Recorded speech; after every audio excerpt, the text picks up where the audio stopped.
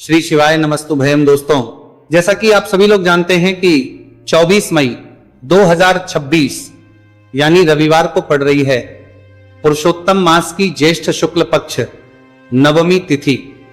और दोस्तों, ये वह तिथि है जो पुरुषोत्तम मास में पड़ने वाली सबसे बड़ी तिथि है, क्योंकि यह रविवार के दिन पड़ रही है और इसका बहुत ही बड़ा और विशेष महत्व होता है। पूज्य गुरु जी ने कहा है कि अगर कभी भी मौका लग जाए और पुरुषोत्तम मास की नवमी तिथि रविवार को पड़ जाए तो आप लोगों को 7 चावल के दाने वाला उपाय तो अवश्य ही करना चाहिए। इन दोनों का संयोग बहुत कम आता है। और इसी के साथ में गुरु जी ने अपनी शिव पुराण कथा में बताया है कि इस दिन आपको 7 चावल के दाने वाला उपाय तो आपको अवश्य ही करना चाहिए, क्योंकि ऐसा दिन पूरे साल में सिर्फ एक ही बार आता है। और दोस्तों, आप सभी लोग जानते हो कि रविवार नवमी तिथि का अगर सबसे बड़ा कोई उपाय है तो 7 चावल के दाने वाला उपाय है। तो इस रविवार नवमी तिथि के दिन आप लोगों को इस 7 चावल के दाने वाला उपाय को जरूर करना है। बहुत सारे लोग होंगे जिन लोगों ने इस उपाय को ना किया हो, मतलब पूरा महीना निकल गया, उन्होंने किसी भी दिन इस 7 चावल के दाने वाला उपाय को ना किया हो। पर दोस्तों, आपके पास एक आखिरी मौका बचा हुआ है जो कि 24 मई के दिन है। तो इस दिन आप लोगों को इस वाले उपाय को जरूर कर लेना है, भले ही आपने पूरे महीने भर इस उपाय को ना किया हो। अगर आपने इस पुरुषोत्तम मास के रविवार नवमी तिथि के दिन अगर इस वाले उपाय को कर लिया तो आपको इस उपाय को करने का वह फल मिलेगा जिसकी आपने कभी कल्पना भी नहीं करी होगी। इसीलिए आप लोग इस वाले उपाय को एक बार जरूर कर लेना है, ताकि आप लोगों के हाथ से यह मौका ना जा सके और आपको इस उपाय को करने का फल मिल सके। दोस्तों, ये उपाय पंडित जी ने अपनी अभी की ही श्री शिव महापुराण की कथा में बताया है, जिस उपाय को आज हम आपको बहुत अच्छे से समझाने वाले हैं। इस वीडियो को देखने के बाद इस उपाय को के लिए आपको कोई और वीडियो को देखने की जरूरत नहीं पड़ेगी। तो चलिए दोस्तों, उपाय को शुरू करते हैं। देखिए, यह इस पुरुषोत्तम मास के रविवार नवमी तिथि के दिन ये इतना खास होता है, इतना महत्वपूर्ण होता है। देखा गया है कभी कभी बड़े बड़े पूजा पाठ अनुष्ठान से जो मनोकामना पूर्ण नहीं होते, वह पुरुषोत्तम मास के रविवार नवमी तिथि के दिन एक छोटे से उपाय करने से ही आपकी मनोकामना हो जाती है। और बहुत सारे लोगों ने इस उपाय को किया भी है और उनको इस उपाय को करने का फल भी जरूर मिला है। अगर आप लोग भी इस उपाय को करना चाहते हैं तो आप इस उपाय को पहले अच्छे से समझ लेना, सुन लेना, उसके बाद करना। आपको इस उपाय का फल जरूर मिलेगा और इस उपाय को कर लेने से आपके घर में चाहे किसी भी प्रकार की दुहक और समस्या क्यों ना चल रही हो, आपको उसका कारण भी नहीं पता है कि भाई यह समस्या किस कारण से चल रही है। कुछ भी कारण हो सकता है, जैसे पितृ दोष हो सकता है या किसी भी तरह का मंगल दोष भी हो सकता है। तो इस दिन आप लोगों को यह वाला उपाय कर लेना है। ये एक ऐसा उपाय है जिस उपाय को अगर किसी विशेष दिन पर किया जाए तो भाई उस विशेष दिन का जो है वो तो हमें मिलता ही मिलता है। पर हमने उस दिन पर इस उपाय को किया है तो हमें उससे भी बड़ा फल मिलता है, और फल बहुत जल्दी मिलता है, क्योंकि आप इस उपाय को बहुत ही बड़े और विशेष दिन पर कर रहे हो। तो अब उपाय के बारे में बात करते हैं, लेकिन उससे पहले आप लोगों को यह जानना आवश्यक है कि आखिर यह उपाय किस समय करना है, किसको करना है और कैसे करना है। तो चलिए हम आगे आपको वीडियो में एक एक करके बता देते हैं। लेकिन उससे पहले अगर आप लोग हमारे चैनल पर पहली बार आए हैं या फिर मेरी आवाज आज पहली बार सुन रहे हैं, तो सब्सक्राइब जरूर कर लेना और इस वीडियो को लाइक करके कमेंट बॉक्स में श्री शिवाय नमस्तुभयम ओम नमः शिवाय जरूर टाइप कर दें। तो दोस्तों, इस 7 चावल के दाने वाला उपाय को हमें इस रविवार नवमी तिथि के दिन कैसे करना है, किसको करना है, किस समय करना है और कहां पर करना है, ये सारे सवालों के जवाब आपको इस वीडियो में मिल जाएंगे। और जो ये वीडियो देखेगा भाई, उसको 7 चावल के दाने वाला उपाय जरूर करना चाहिए, क्योंकि इस दिन एक चावल के दाने का भी बहुत ही बड़ा और विशेष महत्व होता है। और जब बात आ जाए 7 चावल के दाने वाला उपाय की, तो यह सोने पर सुहागा वाली बात हो जाती है और यह एक बहुत ही बड़ा उपाय हो जाता है इस रविवार नवमी तिथि का। तो अब दोस्तों, इस 7 चावल के दाने वाला उपाय को आखिर करना किसको है, सबसे पहले हम लोग वो बात जान लेते हैं। तो देखो, घर की जो बड़ी माताएं बहनें होती हैं, उन माताओं बहनों में से कोई भी एक बड़ी माता बहन इस वाले उपाय को कर सकती है। और दोस्तों अगर आप चाहें तो अपने घर में से सभी सदस्यों को भी इस उपाय को करवा सकते हैं। अगर किसी व्यक्ति की खुद की कोई मनोकामना है, खुद की कोई दुख और परेशानी है जो कि वो अपने लिए ही करना चाहता है इस वाले उपाय को, तो वो खुद अपने लिए भी कर सकता है। बाकी अगर कोई घर में से ऐसा है जो कि अपने पूरे घर परिवार की सुख और शांति के लिए ये वाला उपाय करना चाहता है तो भाई वह भी कर सकता है, उसमें भी कोई दिक्कत वाली बात नहीं है। कहने का मतलब यह है कि इस उपाय को हर एक सदस्य भी कर सकता है और पूरे घर परिवार के लिए घर की बड़ी माताओं बहनों में से कोई एक माता बहन भी कर सकती है। माताएं बहनें अगर घर में उपस्थित ना हो या वो ये वाला उपाय ना कर पा रही हो तो फिर घर का कोई बड़ा सदस्य भी इस 7 चावल के दाने वाला उपाय को कर सकता है, चाहे फिर वो पुरुष ही क्यों ना हो, उसमें कोई भी दिक्कत वाली बात नहीं है। अब दोस्तों जो अगला प्रश्न निकल कर आता है वो ये आता है इस उपाय को लेकर कि आखिर इस उपाय को हमें किस समय करना है, सुबह के समय करना है कि शाम के समय करना है। तो देखो इस वाले उपाय को आप लोग सुबह के समय भी कर सकते हो और शाम के समय प्रदोष काल में भी कर सकते हो। अब अगर आप पूछो कि भाई साहब सबसे उत्तम समय कौन सा रहेगा इस 7 चावल के दाने वाला उपाय को करने का, तो हम आपसे बस यही कहेंगे कि इस उपाय को आप सुबह के समय करेंगे तो ज्यादा बेहतर होगा। बाकी अगर प्रदोष काल शाम के समय भी करेंगे तो भी अच्छा होगा, उसमें कोई भी दिक्कत बात नहीं।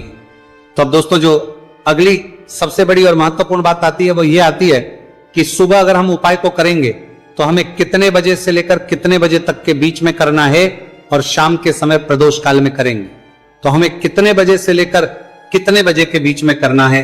तो देखो सुबह जितनी जल्दी हो सके आप उपाय को करने की कोशिश करना। बाकी अगर किसी कारणवश लेट भी हो जाओ, थोड़ी देर भी हो जाए तो 10 या 11 बजे तक भी आप उपाय कर लेना, पर 12 बजे से ज्यादा देरी ना हो, ठीक है, इस बात का ध्यान रखना। उसके बाद में दोस्तों अगर शाम के समय प्रदोष काल की बात करें, प्रदोष काल का जो समय है होता है वो शाम के 6 बजे से शुरू हो जाता है। मतलब शाम के 6 बजे से लेकर 7 बजे के बीच का जो समय होता है ये समय प्रदोष काल का समय होता है। तो आप इस उपाय को 7 या 8 बजे के बीच में भी कर सकते हो। मतलब शाम के 6 बजे से रात 8 बजे के बीच में आप कभी भी इस वाले उपाय को कर सकते हो, उसमें कोई भी दिक्कत वाली बात नहीं है। देखिए दोस्तों एक एक करते हुए हम उपायों को समझेंगे। सबसे पहला उपाय बहुत ही आसान सा उपाय है। देखो यदि आपको ऐसा लगता है कि बाबा आपकी सुन ही नहीं रहे हैं, बाबा आपकी मनोकामना परिपूर्ण कर ही नहीं रहे, आपने कई उपाय कर लिए, कई आपने इच्छाएं महादेव के सामने रख दी, लेकिन आपकी मनोरथ जो है वह परिपूर्ण हो ही नहीं रही और आप चाहते हैं कि वो मनोरथ जो आप कई दिनों से बाबा से मांग रहे हैं वो परिपूर्ण हो जाए, तो आपके जीवन के दुख तकलीफ है ये सब दूर हो जाए। देखिए हो सकता है आपके घर में कोई कोर्ट केस चल रहा है या आपके घर में बहुत ज्यादा लड़ाई झगड़े चलते हैं, तो आपके घर में अगर शांति नहीं है, आपके घर में धन की कमी है, धन की वजह से आपके घर में बहुत ज्यादा लड़ाई झगड़े चल रहे, तो आपकी तकलीफ दूर होने वाली है। स्वयं नंदी जी वाला ये विशेष उपाय है। नंदी जी के कान में कुछ बोलना है, नंदी जी के कान में इस प्रकार से बोलना है और आपकी मनोकामना परिपूर्ण हो जाएगी। देखो क्या क्या चीजें को लेनी है पहले ये समझ लीजिए। आपको लेना होगा एक बेलपत्र, बेलपत्र 3 पत्ती होनी चाहिए, कहीं से भी खंडित नहीं होना चाहिए, ठीक है। बेलपत्र के साथ में आपको लेना है पीला चंदन, मात्र 1 बूंद, मात्र 1 बूंद, छोटी सी टिक्की आपको लगानी है बेलपत्र में, इसीलिए थोड़ा सा ही पीला चंदन आपको लेना है और इस पीले चंदन के अंदर थोड़ा सा जल मिला देना है ताकि गीला हो जाएगा, पेस्ट के रूप में तैयार हो जाएगा। आगे इतनी बात समझ में। अब आप क्या करना है, आपको साथ में लेना है 7 चावल के दाने। महादेव आपका साथ देने वाले हैं इन 7 चावल के धनों से। अब आपको क्या करना है, भगवान शिव के मंदिर में आपको जाना है। नंदी जी बैठे हैं, नंदी जी के पास में मतलब जो पैर उठा हुआ रहता है ना नंदी जी का, उस साइड आपको सीधे साइड आपको बैठना है। इस यहां पर जैसे ही बैठोगे यहां पर आपको बेलपत्र लेना है और बेलपत्र की जो ये बीच की जो डंडी है यहां पर आप मात्र पीले चंदन की एक बिंदी लगा देनी है। पीले चंदन की बिंदी लगा दी। अब ये जो ऊपर वाली जो पत्ती है यहां पर एक एक करते हुए 7 चावल आपको रखना है, ठीक है। 7 चावल आपने ऊपर वाली पत्ती पर रख दी है। या देखो एक प्लेट ले जाना, तो प्लेट के ऊपर आप बेलपत्र रख देना, फिर टिक्की लगा देना, फिर उसके बाद आप ये 7 चावल के दाने रख देना, ठीक है। अब आपको क्या करना है, जहां पर आप नंदी जी के वहां पर बैठे हो तो नंदी के कान में आपको आपकी जो भी इच्छा है, जो आप चाहते हैं कि महादेव परिपूर्ण करें, और नंदी जी के कहने पर महादेव आपकी मनोकामना निश्चित तौर पर परिपूर्ण करेंगे, तो आपको क्या करना है, नंदी जी को कान में आपको बोल देना है, जो भी आपके दुहक तकलीफ है, जो भी आपके कष्ट है, वो सब दूर हो जाए। ऐसी आपको कामना करना है और नंदी जी के कानों में आपको बोल देना है। जो भी आप चीज बोलेंगे वो नंदी जी भगवान शिव से विनय करके बोलेंगे, और नंदी जी की बात भगवान शिव नहीं टालते हैं। और इसीलिए जो भी इच्छा है, आपकी जो भी कामना है, वो आपको विशेष बोलना है और उसके बाद आपको वहां से उठना है। ठीक है, नंदी जी को कान में मनोकामना बोल दी, फिर उठना, फिर उसके बाद भगवान शिव के वहां पर जाना।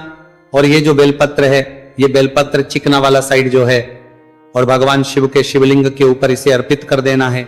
अर्पित कैसे करोगे, जो बेलपत्र का जो चिकना वाला साइड है वह नीचे की साइड हो जाना चाहिए।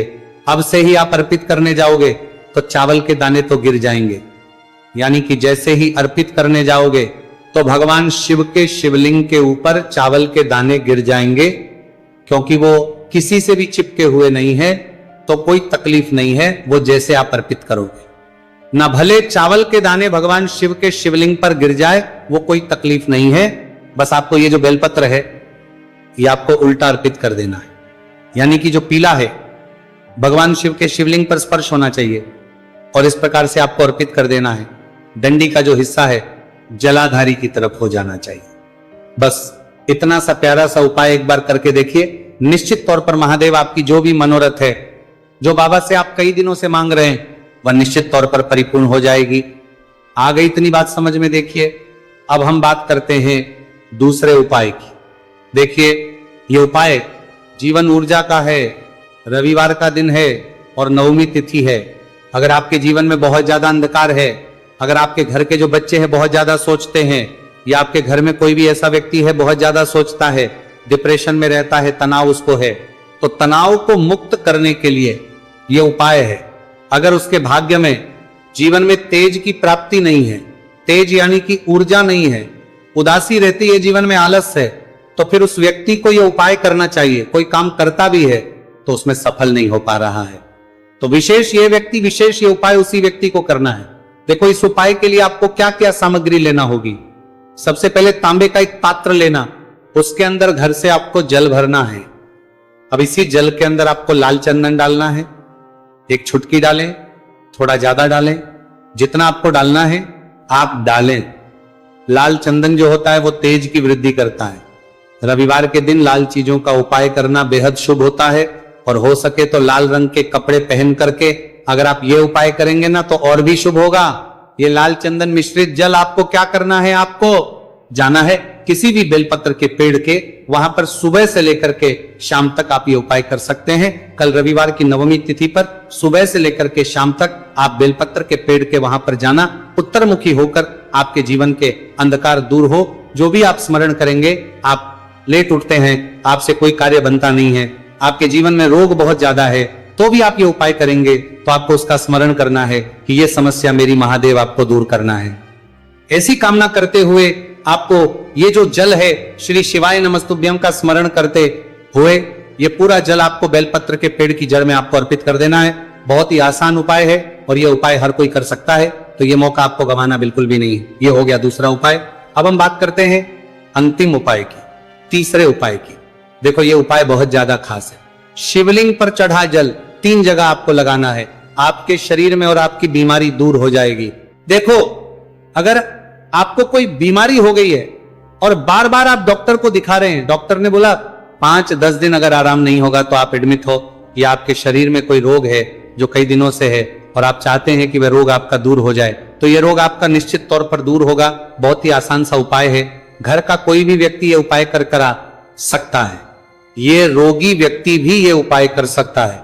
मात्र तांबे के पात्र के अंदर 1 लोटा जल लेना है और आपको आज के दिन यानी कि रविवार की नवमी तिथि के दिन आपको जाना है भगवान शिव के मंदिर में। और अब आपको क्या करना, इस उपाय को समझना।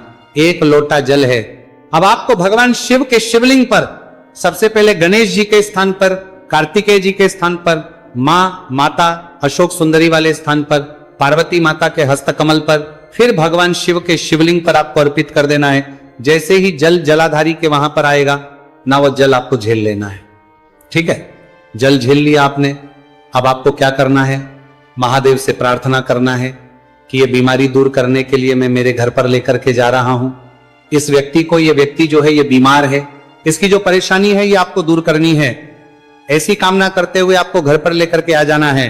जो भी व्यक्ति बीमार है वह खुद स्वयं उस जल को छुए और उसे 3 जगह लगाना है।